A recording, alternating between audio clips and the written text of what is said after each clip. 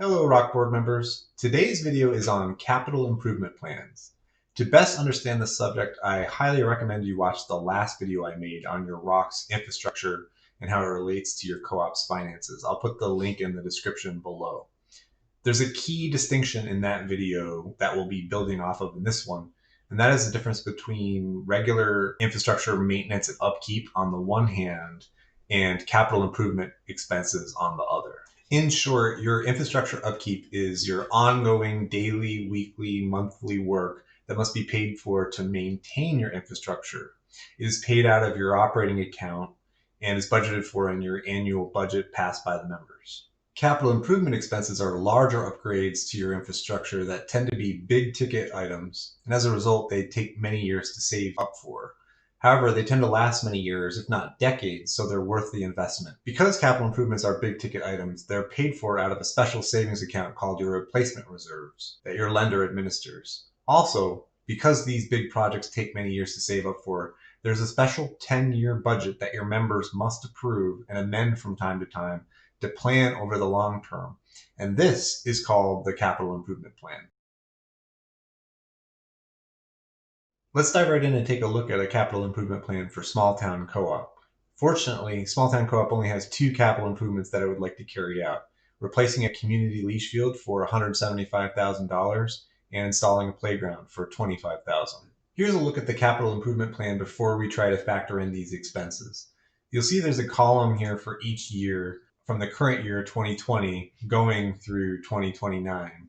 You also see there's a top half of the plan where the expenses will go, and we'll get to this in a bit, and a bottom half of the plan that details how the expenses will be saved for and paid for. Essentially, all this report is doing is calculating whether there'll be enough money in your replacement reserves after factoring in the difference between the expenses you want to pay for and the money you plan on raising. If the bottom line of this report, which projects what your replacement reserve balance is at the end of every year, ever gets too low, then you have to go back and try a different approach. What is too low? It'll depend from rock to rock, and you might want to check with your lender to see what their take is on your community. At the end of the day, you and your lender will want to have some agreement on a minimum balance to plan for so that your rock can pay for unexpected capital improvements that might crop up over the 10 years. A rock that's in really good shape will ideally have more in reserves at the end of this 10-year span than what they started with. Although this isn't always possible because a lot of co-ops have inherited parks that are in need of quite a bit of upgrades. Let's say that small town co-op's too low no-go number is 50,000. This rock needs a replacement reserve balance of at least 50,000 throughout the 10 years to be on the safe side. Okay, now let's look at the two main ways rocks save and add money into this account. First, there's regular deposits to the replacement reserve account. Small Town Co-op is currently putting in $12,000 a year or $1,000 every month. This amount is automatically withdrawn by the co-op's lender every month. This amount can be increased if the members approve an operating budget with the higher amount. All that you have to do after getting a member approval of an operating budget would be to sign a sheet of paperwork with your lender to increase the auto withdrawal amount. For now, we're assuming that Small Town Co-op will be putting $12,000 a year over the course of the 10 years into their reserves. The other type of savings is moving the co-op's end of year surpluses into the account. You might remember that ROCs are usually required to budget for a minimum annual surplus every year. At the end of the year, assuming you actually hit this minimum, of course, members can vote to move this surplus into the replacement reserve account to help pay for capital improvements.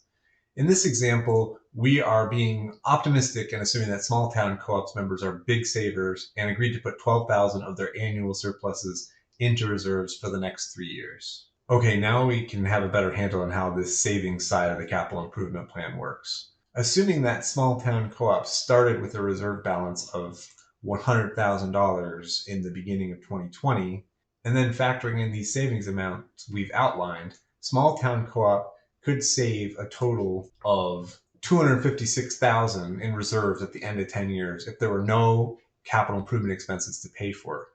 That's a big if though. Let's turn to the expense side. Remember, we have a $175,000 community leach field and a $25,000 playground to pay for. First, a note about where we might go to try to get these kind of estimates to put into the capital improvement plan. Ordinarily, ROCs start out with a project list and list of estimated costs compiled by an engineer hired by the co-op pre-purchase. The engineer produces a report called the Property Conditions Assessment that starts out a capital improvement plan. You might find it worthwhile to pay the engineer to come back to the community and make updates to your plan every so often. And you'll definitely have to get a new property conditions assessment when your park goes up to refinance after 10 years. You can always put the cost of these engineering reports and assessments in the capital improvement plan so you have the ability to carry them out when needed. Though engineers are your primary source of getting estimates, emphasis on the word estimates here, as the real construction costs always differ a little bit from projections, there are other ways to get ballpark figures for your projects. You can always get a contractor who specializes in the type of project you're trying to take on to provide an estimate as well. And we can probably assume that Small Town Co-op talked to some sort of contractor to price out a playground, because engineers don't specialize in playground equipment. Since we're dealing with estimates here, one thing you should try to factor into the expense side of your capital improvement plan is a contingency budget. You can see here that Small Town has a line that is going to add 10% to the base price of these projects to try to account for cost overruns. 10% is on the light side. If you can squeeze out a little bit more percentage points of contingency here, it's always recommended. But it's sometimes tough to make the numbers work, and you'll see that in a bit. Okay, here I put in 2020 the base price of the two projects we're talking about. They total up to $200,000, and then there's an automatic contingency built in to account for cost overruns on the projects of $20,000. So really, to be safe, Small Town Co-op would have to come up with $220,000 in 2020 to pull this off. And if we look below to see how the savings plays into this, you can see that Small Town Co-op won't have enough money. In fact, this shows a negative reserve balance of $96,000 in 2020. So they're not going to be able to pull off these projects in 2020. The last thing we need to go over before we try to find out some scenarios that'll work for Small Town Co-op is inflation. Oh, fun. The reality of things is, if you have estimates for this year, 2020, the cost of work in future years will most likely go up. So you have to budget for that. So a Small Town Co-op has an assumed inflation rate of 2.5% every year. So that means that a project that is estimated to be $100,000 today will cost $125,000 or be 25% more in cost 10 years from now. Okay, phew, you made it past inflation without falling asleep. Now let's try to find a scenario for Small Town Co-op that works so that they can pay for their upgrades. Okay, let's try to find a year to put the community leach field project. So right now we know that the project's $175,000 and we'll have over that amount in these last few years of the plan, but contingency and inflation are going to get us. So let's just try to put it in the very last year. And yeah, you can see there's the 10% contingency added on. And then by that point, there's quite a lot of inflation. So really, the community leach field project buffering in the contingency amount and inflation, we really have a $235,000 project by then. That leaves us with a balance that's too low. And we haven't even gotten to the playground yet. As you can see, capital improvement planning can be tough. I'll admit though, I set this up to be on the difficult side to help illustrate the following. Here's a list of 6 things that Small Town Co-op and potentially your ROC can do if you're having trouble paying for capital improvement expenses.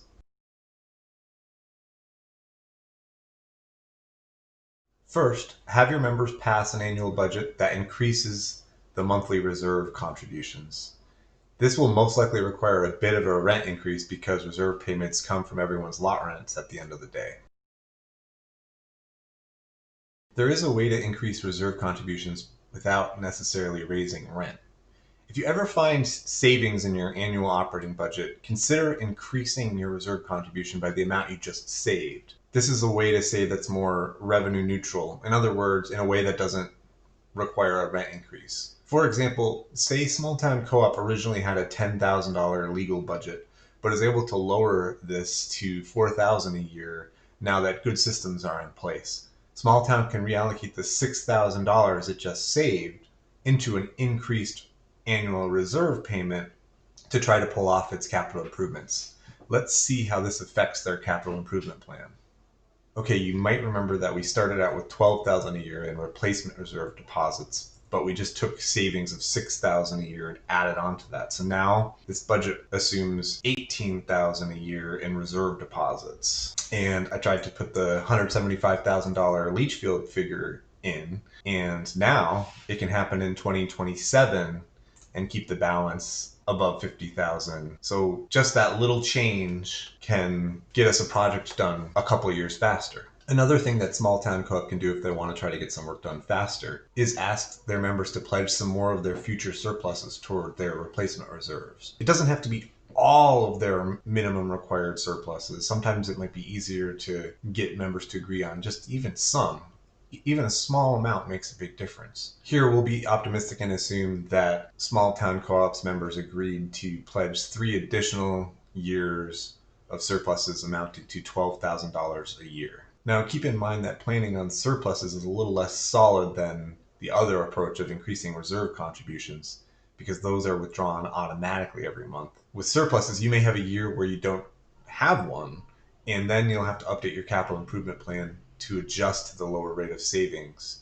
But generally speaking, ROCs pass pretty solid budgets and usually hit their surplus targets most years. So you should still consider this option if you're trying to make your capital plans work. We can see here by adding these 3 years of additional surplus amounts into the budget, that allows small town co-op to move up their community leach field project to 2025 and keep a minimum balance in their reserves of greater than 50,000. Another thing you can do to make capital improvement planning a little easier is to try to think of things in terms of needed capital improvement expenses and wanted capital improvement expenses.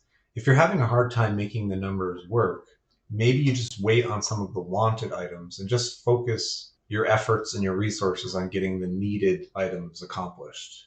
You could also run a scenario where you run a budget with just the needed expenses factored in, and then run another scenario with the wanted and the needed expenses accounted for. Then you can have the members choose between an option A and an option B. For example, small town co-op could give their members a choice between a $2 lot rent increase to pull off the needed leach field, or a $6 increase to pull off the needed leach field and the wanted playground.